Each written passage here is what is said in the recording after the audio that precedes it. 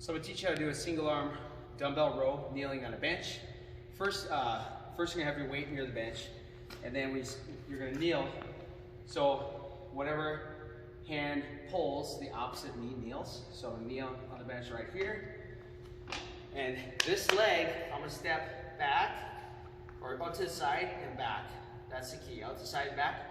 You're going to be a little bit more off the toe, or you can be flat-footed, whatever you prefer. Most time you'll get a little better leverage off the toe. From here, you're going to push your butt out, create a little bit of arch in that low back. Hands going to come forwards a little bit. Try to keep your elbow straight. You're going to try to keep, if you look in the mirror, if you have a mirror, you're going to literally have your shoulders, level. That's really important. So shoulders are level, and also one more thing that's really important, your shoulders have to be higher than your hips. So my shoulders are higher than my hips. That's a really, really important point. This is probably the most commonly performed exercise wrong.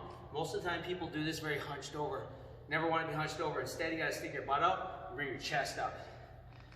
And from there, if I'm going to do this technique will apply for a rear delt row where the elbow's going out and your palm is going back, or where your elbow's going in, a lat row, elbows in and your palm is facing this way.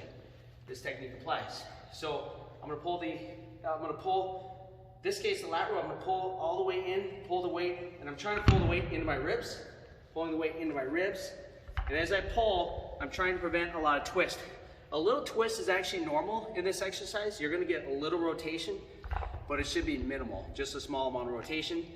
The first action is always pulling your shoulder blade up, squeezing your shoulder blade up and back, and then you're going to pull in towards your ribs. And again, try not to over rotate, a little rotate's okay. And with the palm other position, you're still pulling. Instead now, when you do a lat row, you're going to pull a little more back towards your ribs. Here, you're going to pull a little higher towards your ribs.